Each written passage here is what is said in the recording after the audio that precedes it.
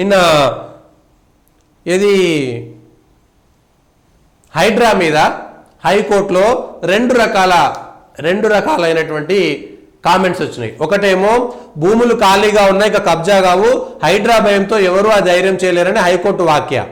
ఇంకొకటి హైడ్రా తీరు ఆందోళనకరము, జిహెచ్ఎంసీ అధికారాలు ఎలా బదలాయిస్తారని హైకోర్టు వ్యాఖ్యానించింది. హైడ్రాను ఇప్పుడు స్వాగతిస్తున్నట్ట, వ్యతిరేకిస్తున్నట్ట ఒకే విషయంలో. ఈ ఆంధ్రాకు సంబంధించినటువంటి కాటసాని భార్యకు దక్కలేదు. ఈ అమీన్పూర్ దగ్గర పటాన్చెరు దగ్గర ఉండేటువంటి అమీన్పూర్లో ఉండేటువంటి కాటసాని రాంభూపాల్ రెడ్డి భార్య ఉమామహేశ్వరి హైకోర్టులో పిటిషన్ వేశారు. అమీన్పూర్ చెరువు మొదటి జీవ వైవిధ్య సరస్సు అని పేర్కొంది. 1970లో రూపొందించినటువంటి అమీన్పూర్ లేక్ మైమర్ FTL బఫర్ జోన్ విస్తీర్ణం అద్దుల వంటివి కూడా రికార్డు సమర్పించాలని నీటిపారుదల శాఖ వీళ్ళకి చెప్పారు. వీళ్ళ అనుమతి ఇవ్వాలని, ప్రహరీ పునర్నిర్మాణానికి అనుమతి ఇవ్వాలనేటువంటి విజ్ఞప్తిని తిరస్కరించి హైడ్రా ఏర్పాటు నేపథ్యంలో FTL భూములను ఖాళీ చేసి అందరూ పారిపోతున్నారని, భూములను కబ్జా చేయడానికి ఎవరూ ధైర్యం చేయడం లేదని వ్యాఖ్యానించింది. అయితే మళ్ళీ హైడ్రా తీరు ఆందోళనకరణము, హైడ్రాను ఏర్పాటు చేస్తూ జీవో 99ని స్టే ఇవ్వడానికి నిరాకరించింది. అదే సమయంలో ప్రభుత్వానికి పలు ప్రశ్నలు సంధించింది. హైడ్రా ఏర్పాటు విషయంలో ఆ చట్టబద్ధత లోపించినట్లు కనబడింది. సంగారెడ్డి జిల్లా అమీన్పూర్ మండలం అలియాపూర్ గ్రామంలో సర్వే నెంబర్లో తమ నిర్మాణాలు కూలగొట్టడంపై లక్ష్మి అనే మహిళ హైకోర్టులో పిటిషన్ దాఖలు చేసింది. హైడ్రా ఏర్పాటు చేసి జారీ చేసిన 99 జీవో చట్టవిరుద్ధంగా ఉందని దాన్ని కొట్టివేయాలని కోరారు. కేవలం నోడల్ ఏజెన్సీగా మాత్రమే ఉన్న హైడ్రా విశేషమైన అధికారాలను బదలాయించడం చెల్లదని చెప్పారు. పట్టా భూముల్లో ఉన్న నిర్మాణాలను కూల్చడం అన్యాయమని తెలిపారు. ఈ పిటిషన్పై విచారణ చేపట్టినటువంటి జస్టిస్ లక్ష్మణ్ ధర్మాసనము హైడ్రా పనితీరును తప్పుపట్టింది. హైడ్రాకున్న చట్టబద్ధత, ఏర్పాటు, విధులు తదితర వివరాలతో కౌంటర్ దాఖలు చేయాలని చెప్పింది. ఒకటే హైడ్రా పైన హైకోర్టు రెండు రకాల వ్యాఖ్యలు చేయడం పైన ఏంటి ప్రజలు ఒకసారి ఆలోచించాలి. గౌరవమైనటువంటి హైకోర్టు కూడా ఆలోచించాలి. ఇక్కడనేమో హైడ్రా వల్ల కబ్జాలు అయితే లేవన్నారు, అక్కడనేమో హైడ్రా తీరు ఆందోళనకరణం అని చెప్తున్నారు. ఒకే రోజు వచ్చినటువంటి రెండు తీర్పుల విషయంలో హైడ్రా అనేటువంటి దాన్ని స్వాగతిస్తే మీరు హైడ్రాకు సంబంధించి అన్ని అధికారాలు, చట్టము, అవసరమైతే అసెంబ్లీలో దానికి ఒక ప్రత్యేక చట్టం తీసుకొచ్చి చేయడంలో తప్పులేదు, హైడ్రా ఏర్పాటును స్వాగతించాలి. అట్లానే హైడ్రా వల్ల నష్టపోయినటువంటి వాళ్ళకు ఏ విధంగా నష్టపరిహారం చెల్లిస్తారు? ఎందుకంటే ఎవరైతే అధికారం ఉందని చెప్పేసి కొన్ని సాధారణ పేద మధ్యతరగతి ప్రజల పరిస్థితి ఏమిటి?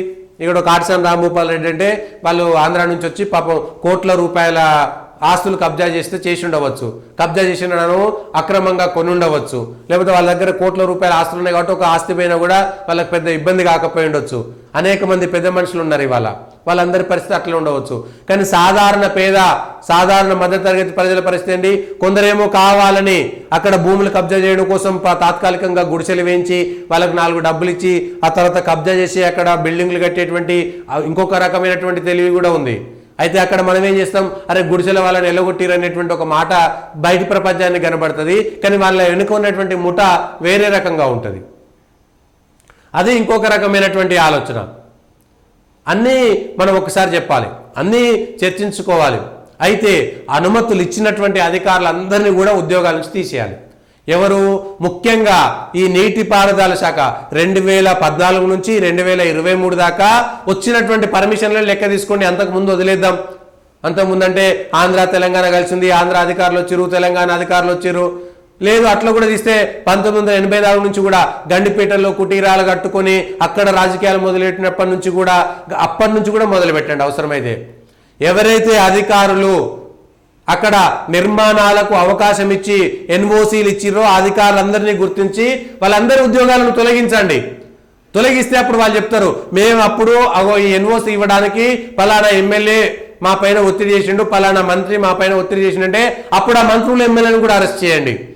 అప్పుడు ఇంటర్లింక్ అంతా బయటపడుతుంది. ఎమ్మెల్యేలు, మంత్రులు, రాజకీయ నాయకులు, అధికారులు, లేకపోతే బిల్డర్లు అందరి విషయాలు బయటకు వచ్చేస్తాయి. ప్రజలకు మొత్తం తెలిసిపోతుంది.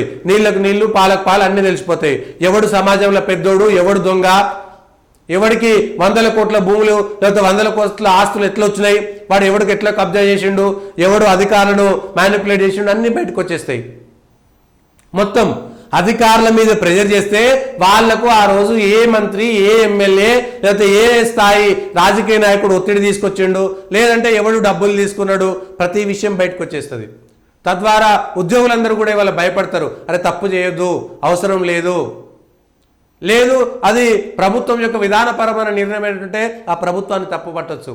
ఇవాళ చెరువు శిఖం భూములలో డబుల్ బెడ్రూమ్లు కట్టిరు, లేకపోతే ఈ కాలేజీలకు పర్మిషన్లు ఇచ్చి కదా, ఆ కాలేజీలకు పర్మిషన్లు ఎవరిచ్చిరు దాన్ని కూడా ఒకసారి ఆలోచన చేయాలి. బఫర్ జోన్లలో నీళ్లలో కట్టినటువంటి వాటిని ఏ విధంగా అనుమతి ఇచ్చారు, కట్టడానికి చెరువుల్లో కట్టడాలకు అనుమతి ఇచ్చినటువంటి అధికారులందరినీ కూడా గట్టిగా ఒత్తిడి తీసుకొస్తే ఈ విషయాలన్నీ బయటకు వస్తాయి, లేకపోతే బయటికి రావు. ఒక్కసారి వీళ్ళు ఆలోచించాల్సినటువంటి సందర్భం అయితే ఇదే, ఇంతకంటే వేరే ఏం లేదు. త్వరలో హైడ్రా వెబ్సైటు ఇది అది అన్నీ ఒక్కసారి ఆలోచన చేయాలి.